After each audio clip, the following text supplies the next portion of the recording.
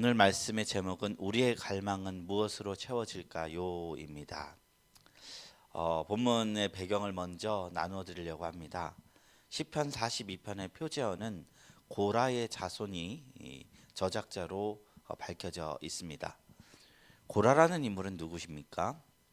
모세가 이스라엘 백성을 애굽에서 인도하여 광야로 나오던 때에 한 무리의 우두머리였습니다.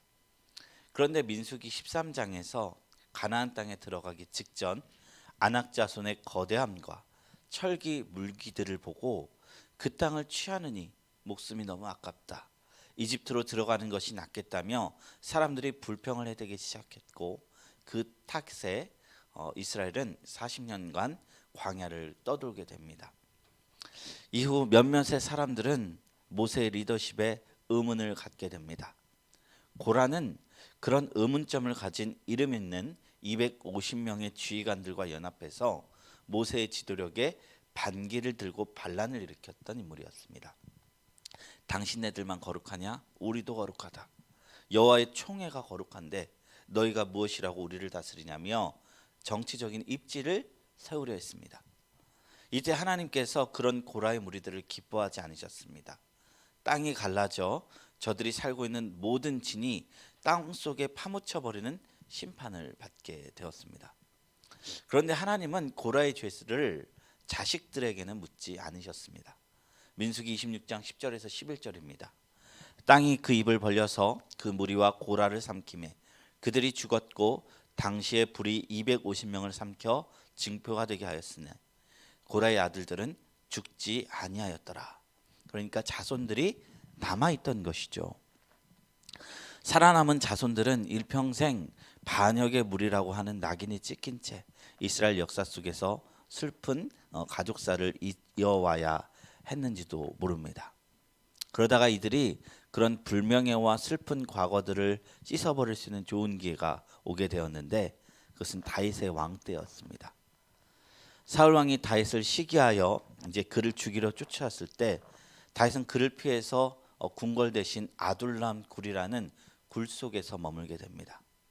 그런데 다윗이 이쪽에 모였다고 하는 소식을 듣고 각종 사람들이 몰려들었습니다. 근데 몰려들은 사람 한 사람 한 사람 보면 다 같이 상처받은 자들이에요. 아픈 자들이에요. 사무엘상 22장 1절 2절 말씀이에요. 그러므로 다윗이 그곳을 떠나 아둘람 굴로 도망하매 그의 형제와 아버지의 온 집이 듣고 그리로 내려가서 그에게 이르렀고 환난당한 모든 자와 빚진 자와 마음이 원통한 자가 다 그에게로 모였고 그는 그들의 우두머리가 되었는데 그와 함께한 자가 400명 가량이었더라. 다윗이 이곳에서 시작해서 왕권을 회복할 수 있었습니다. 마치 주님이 팔복에서 선언하셨듯 심령이 가난하고 애통하고 의에 줄이고 목마른 자들에게 복이 있다 말씀하셨던 것처럼 그런 원통한 자들이 모여서 다윗은 이들과 함께 동거동록하며 새로운 나라를 건설하는 데에 이른 것입니다. 아마 이때 다윗을 도왔던 족속 가운데 고라 족속이 온 것으로 보입니다. 다윗은 반역의 무리라는 저들의 낙인을 지워 명예를 회복시켜 주시고 이후 하나님의 성소에서 수종을 들며 성도들을 섬기며 헌신하는 사람들로 세워집니다. 역대상 25장부터 26절 1절에 이르는 이 섬김의 목록에 고라의 자손이 포함되어 있습니다. 제 대신 화관을 입히시는 하나님의 은혜가 고라 자손에게 있었다는 것이죠.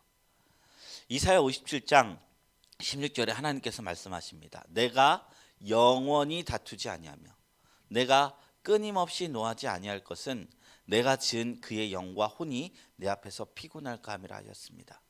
하나님께서 영원히 노하지 않으시고 제 대신 화관을 주시고 회복을 허락하신 것이죠. 과연 그 말씀대로 고라 자손은 잘못된 과거를 딛고 하나님 앞에서 성경을 쓰게 된 부흥의 축복을 얻게 된 이들입니다. 우리도 마찬가지입니다. 우리가 죄 가운데 있었다 한들 어떤 모습이었다 한들 하나님의 용서와 세우심으로 우리는 언제나 새 존재가 되고 새 노래로 하나님을 찬양하게 되는 날이 있을 줄로 믿습니다. 오늘 말씀에서 가장 눈에 띄는 단어를 꼽으라면 무엇이 있을까요? 저는 이 갈급하나이다, 갈급함이라고 볼 수 있습니다.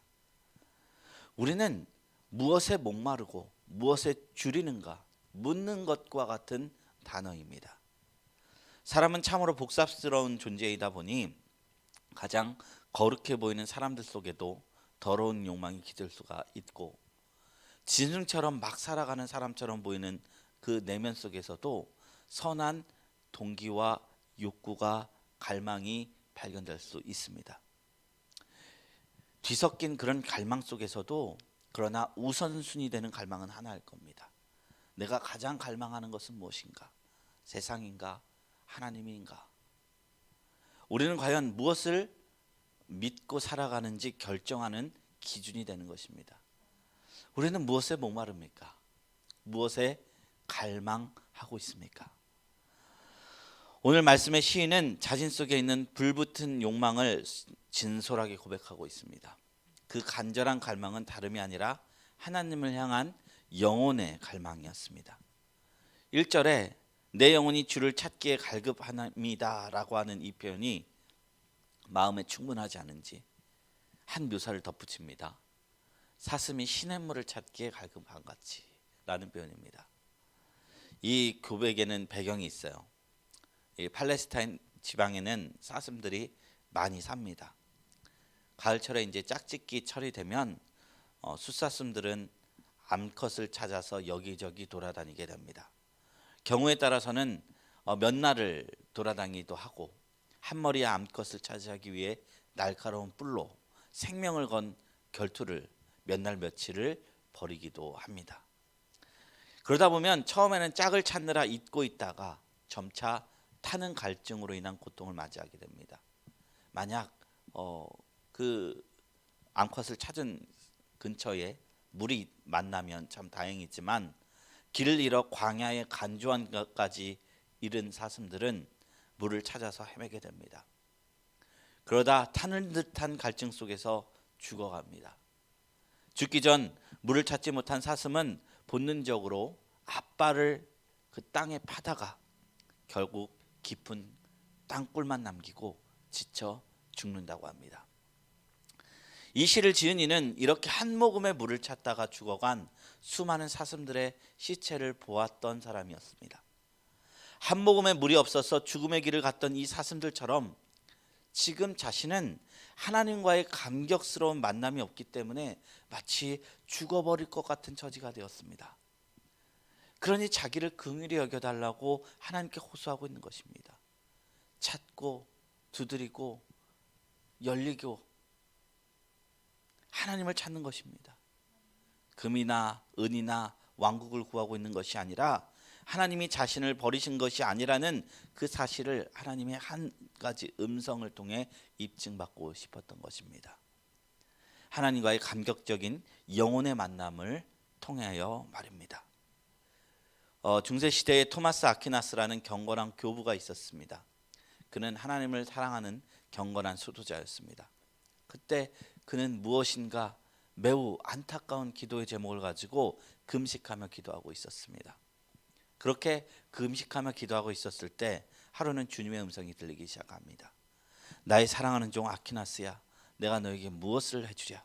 무슨 소원이 있기에 그토록 간절히 내게 매달리느냐?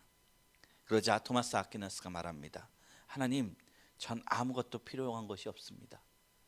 그런데 네가 어찌하여 이렇게 간절히 금식하며 기도하는가? 그때 그는 대답했습니다. 주님, 저는 아무것도 필요한 것이 없습니다. 그러나 만약에 주님이 제게 무엇을 주신다면 다른 것 말고 주님 자신을 제게 주시옵소서. 주님은 저의 것이고 저는 주님의 것입니다. 이런 고백을 했다는 것입니다.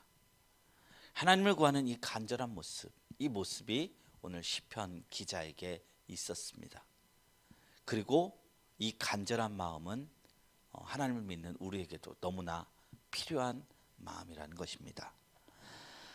비록 하나님께서 많은 축복을 주셔서 이 세상에서 큰 영화를 누리고 부귀를 누린다 할지라도 한 가지 행복을 능가할 수 없습니다. 죄인인 우리가 살아계신 하나님의 사랑을 만난 그것입니다. 찐득해진 마음의 구김들을 시원하게 씻겨주시는 생수의 강물, 그 강물을 경험한 자들은 세상 그 어떤 평강도 비할 데 없이 오직 하나님만을 찾게 된다는 것입니다. 요한복음 4장 13절 14절에 주님은 말씀하십니다. 예수께서 대답하여 이르시되 이 물을 마시는 자마다 다시 목마르려니와 내가 주는 물을 마시는 자는 영원히 목마르지 아니하리니 내가 주는 물은 그 속에서 영생하도록 솟아나는 샘물이 되리라. 이 강물은 어떤 샘물입니까? 그 사랑에 간절히 목말라 주님 앞에 나아가는 사람들에게 그 자들에게 주어진 샘물이라는 것입니다. 요한복음 7장 37절 38절에 주님 다시 한번 말씀하세요. 명절 끝날 곧 큰 날에 예수께서 서서 외쳐 이르시되 누구든지 목마르거든 내게로 와서 마시라. 나를 믿는 자는 성경의 이름같이 그 배에서 생수의 강이 흘러나오리라. 이렇게 말씀하셨습니다. 먹어도 배부르지 않고 마셔도 해갈되지 않는 이 세상의 물과 이 세상의 떡이 아니라 우리를 온전히 만족하게 하시는 하나님의 큰 사랑을 갈망하는 성도들에게 그분께 목말라 하는 성도들에게 주님께서 만나주시고 이 흐르지 않는 끊이지 않는 생수를 허락해 주시는 것입니다. 오늘날 우리는 우리의 소망을 좀 단순하게 할 필요가 있습니다. 이제껏 우리들이 가지고 있던 수많은 욕망과 그 욕망대로 하나님을 움직여보고자 했던 우리의 잘못된 생각들을 한번 내려놓고 그 근원 되신 주님 자체를 구하는 것입니다. 오늘의 시편 기자는 고난과 어려움 속에 있었던 것 같습니다. 과거 성의를 지키며 기쁨과 감사를 드리던 순간을 그 무너져 버린 것입니다. 기억할 때마다 고통스럽습니다. 원수가 뼈를 찌르는 칼같이 대적하고 있는 상황입니다. 내 하나님은 어디 있냐고 조롱하고 있는 상황입니다. 마치 이스라엘 공동체가 성전이 무너져 바벨론 포로기로 잡히게 됐던 그 모습을 보는 것과 같습니다. 그런 고통 속에서 시인은 묵묵히 오직 하나님께서 나타나시기만을 갈망합니다. 내 영혼아 내가 어찌하여 낙심하며 어찌하여 내 속에서 불안해하는가. 너는 하나님께 소망을 두라. 나는 그가 나타나 도우심으로 말미암아 내 하나님을 여전히 찬송하리로다. 왜냐하면 하나님의 나타나심만이 모든 문제의 해결점임을 알았기 때문입니다. 이 묵묵해 보이는 기도, 이 하나님을 갈망하는 기도가 우리의 삶을 구원할 줄로 믿습니다. 하나님이 이 순전한 갈망을 보시고 결코 외면치 않으실 줄로 믿습니다. 고난이 있거든 어려움이 있거든 하나님 그 자체를 구하시길 축원합니다. 무슨 말이 나오지 않는 마음의 복잡함이 있거든 그저 아버지의 이름만을 부르시기 바랍니다. 마침내 주님이 오실 때 우리가 갖고 있는 모든 문제들은 사라지고 주님의 비추는 빛만이 드러날 줄로 믿습니다. 이제 말씀을 맺고자 합니다. 세상 어떤 것도 사람의 마음을 채울 수 없습니다. 부자였던 삭개오도 마음이 공허하였고 전도서 5장 10절에는 은을 사랑하는 자는 은으로 만족하지 못하고 풍요를 사랑하는 자는 소득으로 만족하지 아니하나니 이것은 헛되도다라고 말씀하였습니다. 오직 하나님만이 우리의 진정한 체험을 주실 수 있습니다. 우리가 무엇 때문에 공허하다면 하나님을 더 간절히 구하셨으면 좋겠습니다. 그를 통해 하나님의 일하심과 하나님의 채우심을 경험하게 될 줄로 믿습니다. 우리 시간 말씀을 생각하시면서 잠시 통성으로 기도합니다. 하나님 아버지, 오늘 말씀을 통해서 주님이 우리에게 주셨던 그 놀라운 희락, 기쁨, 그리고 주님을 만남으로 인한 그 감동, 이 모든 것이 들어앉은 채 우리 마음속에 절망과 고난이 찾아옵니다. 하나님 아버지, 이런 속에서도 우리는 하나님을 갈망합니다.